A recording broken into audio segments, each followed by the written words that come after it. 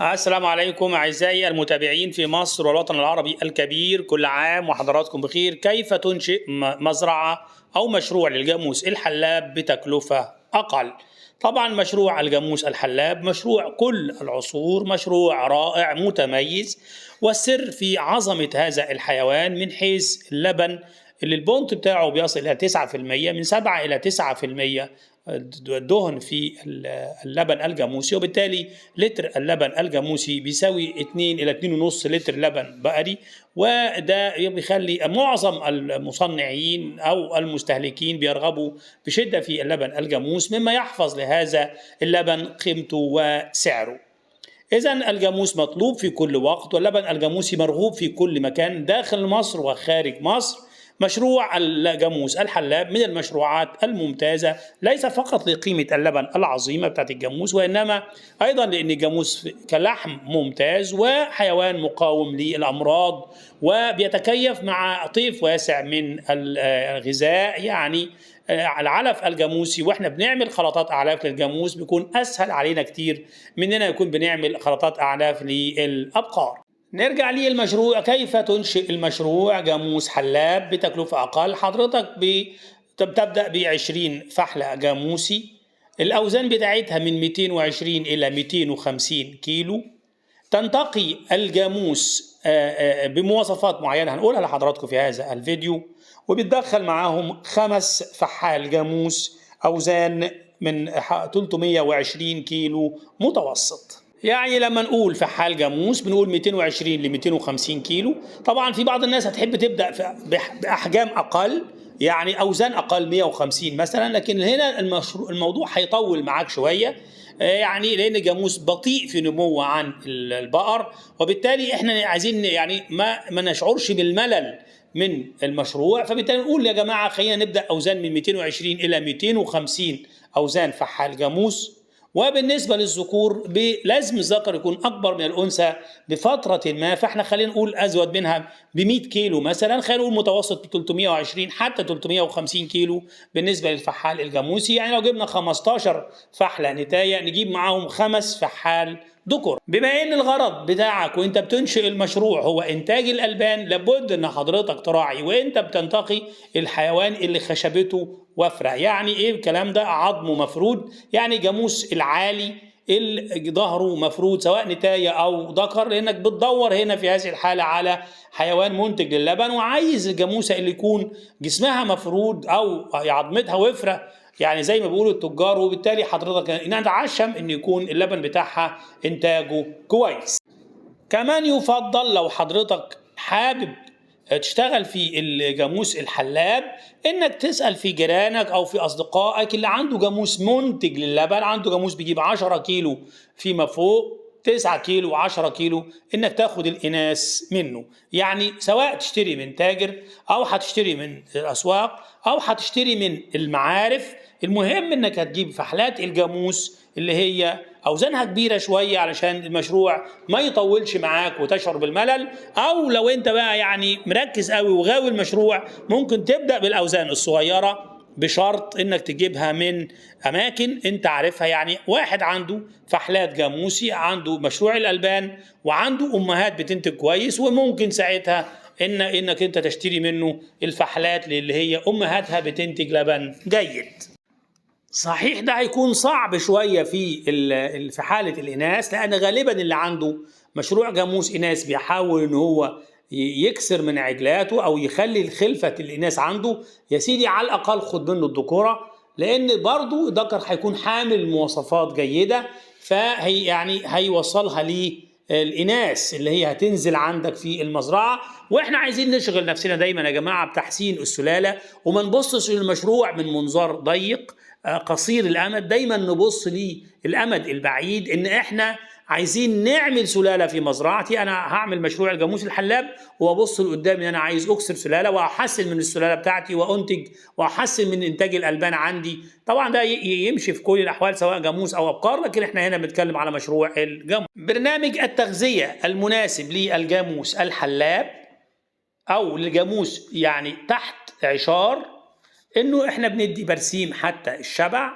احنا في موسم البرسيم دلوقتي، او معظمنا عندنا اراضي، او انت لما بتفكر مشروع لابد ان يكون عندك في الخطه بتاعتك ان يكون عندك ارض سواء ايجار او شراء. البرسيم بنديهم برسيم حتى الشبع صباحا. إن ما كانش متوفر برسيم بنديهم سلاج من 10 إلى 15 كيلو سلاج إلى جانب الدريس. يعني لو أنا عندي برسيم كفاية قوي هشبع الحيوانات برسيم الصبح، وآخر النهار هنديهم 2 كيلو علف مع كمية من الأتبان، سواء تبن قمح أو تبن قش رز أو تبن حطب الذرة. إحنا خلاص بدأنا نغير في الثقافات ونستوعب إن كل حاجة ليها بديل، وبالتالي ما أكونش يعني تحت ضغط غلاء الأسعار نتيجة لعدم توفر البدائل. إذا أنا يا أما أشبع الجاموس صباحا بالبرسيم حتى الشبع، أو إن أنا أكون عندي سلاج. فرض ما عنديش برسيم أجيب السلاج، سواء أعمل كمرة عندي أو أشتريه جاهز، ويفضل تعمل الكمرة عندك.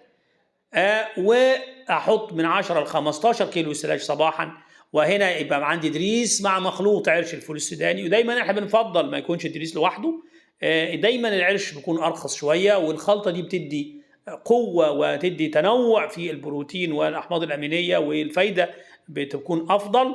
ندي دريس مع عرش الفول السوداني من 3 إلى 5 كيلو في اليوم، بشرط ننتقي ونبتعد عن السموم الفطرية. آخر اليوم بندي من تقريبا 2 كيلو علف مركز. لو ادينا علف أكتر هيكون النمو أسرع بدون شك، لكن أنا يهمني إن الحيوان يعمل خشب ويكون ده حيوان قنية في الأول وفي الآخر، وكمان بنهرب من غلاء الأعلاف. برنامج الاستقبال بيكون إزاي؟ بندي حقن تفتيح جسم أول ما نستقبل الحيوان على طول، تاني يوم من نزوله المزرعة. ما كانش عندك حقن تفتيح جسم يبقى هتدي شرب للديدان أو حقن للديدان. بعد كده بنحصن الكوليستريديا والباستريل إذا كانت الأوزان صغيرة. في الأوزان الكبيرة بندي كوليستريديا فقط. ثم بعد كده بأسبوع أو 10 أيام بنحصن الحمى القلاعية. هي دي معظم التحصينات الهامة بالنسبة للجاموس. مفيش مانع نحصن طفيليات دم إذا كنا يعني خايفين من طفيليات الدم أو المكان موبوء، نحصن طفيليات دم مفيش مانع. هو ده برنامج التحصين بالنسبة للجاموس. احنا قلنا لحضراتكم برنامج التغذية، ودينا بنقول لحضراتكم برنامج التحصين. يستمر المشروع من 6 إلى 8 شهور، ممكن أكثر على حسب الوزن اللي أنت مدخل فيه الجاموس. مع هذه التغذية بيكون يبدأ عملية الجاموس، أنثى الجاموس تدخل في عملية التعشير. وطبعا الجاموس بيتأخر شوية، أحيانا بيصل إلى 2 عشان كده، والذكور نفس الشيء ممكن يزيد عن 2. عشان كده احنا بنقول يا جماعة دايما بنفضل الذكور يكون أكبر من الإناث. بعد كده ما يبدأ يحصل عملية التعشير تصبر شوية على القطيع بتاعك. احنا بنأكل اهوت أكل آنية، يعني بنأكل برسيم وعلف على خفيف عشان ما نبقاش مسرفين في عملية التكلفة. بعد فترة بيبدأ يحصل عملية التعشير. متى ما حصل التعشير بشوف الجاموس اللي عشر خلاص يبقى عندي جزء من القطيع بتاعي. الجاموس اللي ما عشرش يكون وزنه عمل خشب أدخله تسمين مع الذكور اللي عندي. لو أنا ملاحظ إن عندي طلوقة كويس في الذكور اللي عندي وعايز أسيبه وأحتفظ بيه، أهلا وسهلا. إذا لاحظت أو يعني ما لاحظتش إن هم جيدين أدخلهم تسمين. لكن لو أنت لاحظت إن في عندك ذكر كويس بيبقى فرصة كويسة، أنت خلاص صرفت عليه وصبرت عليه. حافظ على الذكر اللي هو له مواصفات معينة، ظهره مفرود، يعني طويل عالي قوي، قرونه مميزة في الشكل بتاعها. كل الصفات الظاهرية الجيدة بتدي معايا برضو، سواء الذكر أو الأنثى اللي في بعد الولاد بيكون له صفات برضو جسدية جيدة. طبعا يعني نصيحة مهمة جدا جدا، هو طبعا احنا شايفين ان الجاموس مربوط في بعض الفيديوهات ده عشان برنامج التحصين بنسيبه مربوط فترة. يعني احنا من خلال التحصين بنفضل نربط بعد كده نفك الباقي بعد ما نكمل التحصينات.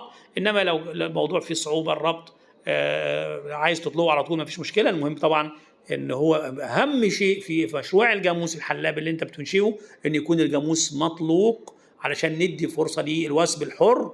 يعني جاموسة شاعت بالليل الذكر موجود معاها، وهذه سر وعبقرية المشروع.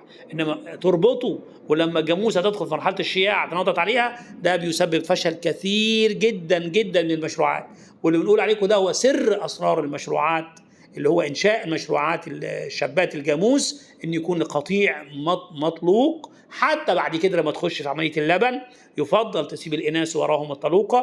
ده بيوفر عليك مشاكل كتيره جدا متعلقه بعقم الجاموس، بالذات العقم الصيفي، لان الجاموس فتره الشياع بتاعته قصيره جدا، فما نلاحظش ان الجاموسه شاعت ولا لا. انما لما يكون الذكر موجود وراها، متى ما الجاموسه شاعت على طول الذكر موجود، فبيحصل عمليه التلقيح وعمليه التعشير مع بقليل من العناء. عكس بقى ان حضرتك تنتظر لما الجاموسه تشيع وتشوفها شاعت ولا لا، وبعدين تعمل عمليه التوثيب عليها. ده طبعا بيبقى فيه صعوبه شويه، انما سهل جدا لما يكون الحيوانات مطلوقه مع بعض يحصل عمليه التعشير دون حتى بدون عناء منك او بدون ان حضرتك تاخد بالك. فقط عليك كل فتره انك تجس الجاموس وتشوف ان هي اللي عشرت او لا، وبالتالي كده يبقى انت تقدر، ولو ما عشرتش واحده فيهم بتتعامل معاها طبيا وسط طبيب بيطري يعني يكون خبره في عمليه التناسليات ويحل لك مشاكل الحالات الفرديه كده اللي هي ما عشرتش. وده كده تنشئ مشروع جاموس ممتاز ومتميز يعني بقليل من العناء. ارجو ان اكون اديت حضراتكم معلومه مفيده في هذا الفيديو. السلام عليكم ورحمه الله وبركاته.